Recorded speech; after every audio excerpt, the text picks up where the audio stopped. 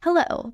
In this clip from our Justia webinar, From Billable Hours to Sustainable Income, The Power of Subscription Models Plus AI, Matthew Kurbis explains how a subscription model works, its advantages, and how to implement it into your law practice. If you want to see more Justia videos on law practice and legal marketing, please subscribe to our channel. So with all that being said, in the second half of today's presentation, we're going to talk about the business model that makes the most sense for things not taking a lot of time. So let's talk about why. Well, as we just covered, Gen AI means billing time is not the most profitable business model. Spoiler alert, but it's not been the most profitable business model for a long time. It's just Gen AI has made the absolute best case for it, as I hope I had you convinced with that hypothetical. Client expectations have changed. Remote meetings are expected. They don't need to come to a fancy office anymore, so you can keep your overhead low. Zoom, Teams, Google Meet, all these meeting apps are all on people's phones.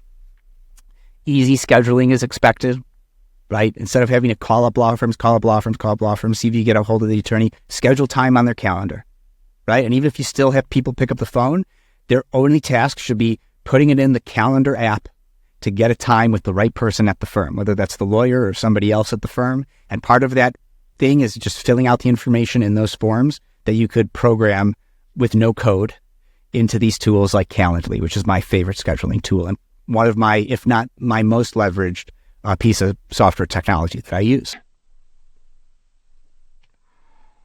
Clients expect cost transparency. Put yourself in the shoes of a consumer for anything. Could you imagine going to a coffee shop and they said, well, I can't tell you how much this coffee is going to be because we have to make the latte first and we have to see how long that's going to take. And then you drink it. And after you're done drinking the drink, you get the benefit of drinking that drink. We're going to charge you and you owe us whether that was a good drink or not. Would you patronize that coffee shop? So put yourself in the shoes of the consumer of legal services. You expect cost transparency when you buy something from somewhere. And I know people are just, oh, well, what I do is so special, it's so bespoke, like it's not making a latte, right? Gen AI, it's a heck of a lot closer than it's ever been before. And there are a lot of other automation tools that just automate things that you'd be able to build time for. And we're going to talk about those. Speaking of, adoption of most legal tech eliminates billable hours. So the time it takes things to get done, it just disappears and disappears and disappears.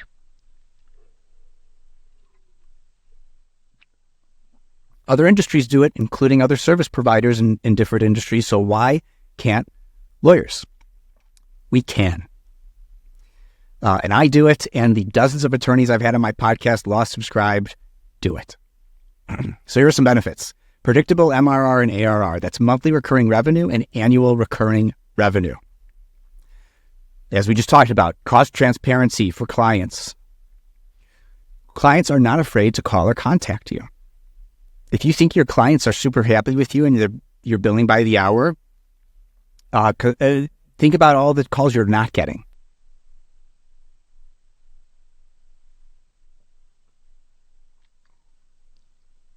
When they are not afraid to call you, it fosters ongoing relationships with clients.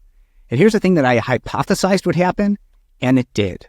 I don't bill my clients by the hour at all. They schedule calls with me. And at the end of that scheduled time, they know they could always schedule more time, right? I just limit the time that I'm talking to them at a time. And then we could do that again, right? But during those calls, I've come to learn about my client and when I'm helping them with their other legal things. And so I'm able to issue spot for them as I get to know their situation, whether they're business clients or individual clients.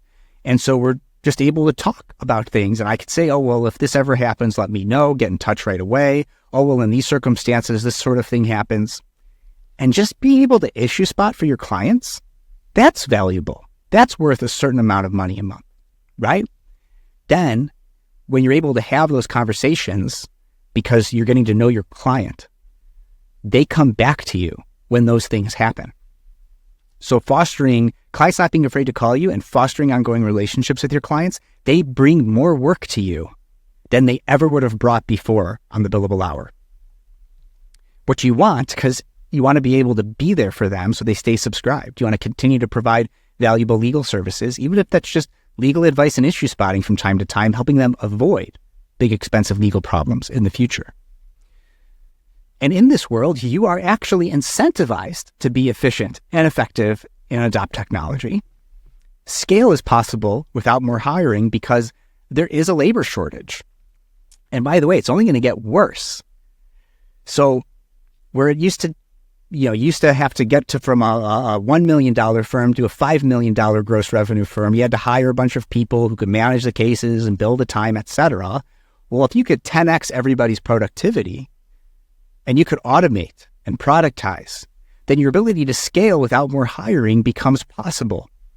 So people are worried AI is going to take people's jobs. And I think for companies who don't think about using AI in this way, they may let people go. But if you're a company and you could help and everybody's using AI and you could 10x everybody's productivity, then you could scale and grow that company or law firm without the need to do more hiring.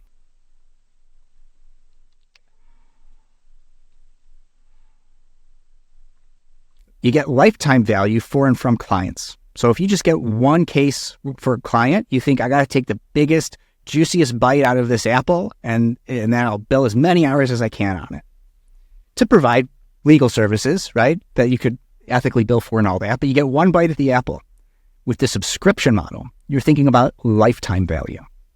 You're thinking, I'm going to eat this whole apple, taking small bites over a long period of time.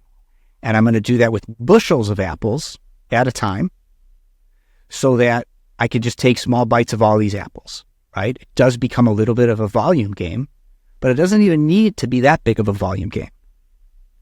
You've got 5 clients paying you $5,000 a month. Still smaller bites for each one of those clients, maybe medium-sized bites. But then you also you're not just relying on one client and one juicy bite of one apple. Lifetime value radically changes your perspective on your relationship with your clients. These MRR, ARR, LTV, these are all concepts in what's known as the subscription economy. And I've had some experts in the subscription economy on my podcast, Robbie Kilman-Baxter, Mark Stiving, Ron Baker, none of them lawyers, all experts in the subscription economy. There are market opportunities for institutional clients who want to cut costs, meaning these are the clients who are paying the billable hour and hate it. Even though I designed my business model for the latent legal market, these are my happiest clients, the institutional clients. Because there is this, and the reason I designed my law firm this way, there's a blue ocean of market opportunity for clients previously priced out of legal services for the billable hour.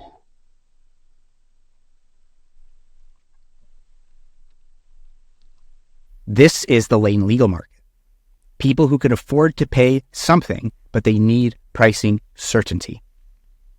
I do these CLEs. I have the podcast. I talk about it as much as I can because I am not afraid I am going to ever run out of clients.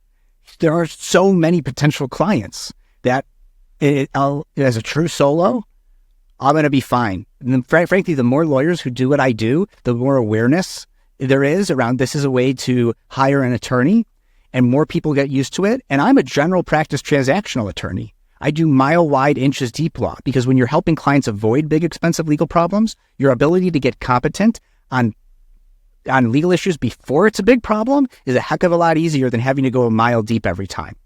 If something goes more than a few inches deep, I need to be able to refer that to an attorney who's competent in that practice area that could go a mile deep.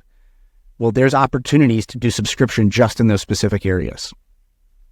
This also lets you compete with LegalZoom, not necessarily in the business docs space, although I've seen some of that, but also think Hello Divorce or Hello Prenup, different companies, similar names, different companies, but they're productizing different aspects of family law, of divorce, or of getting a prenup, right? And so not necessarily competing with LegalZoom, but taking a similar approach, and those were started by law firms. And whether or not to do that under your banner of a law firm or spin up a separate company is a totally different talk. Thanks for watching. We hope you enjoyed this video, and if you did enjoy it, please hit the like button and subscribe to our channel for more videos on law practice and legal marketing. See you in our next clip.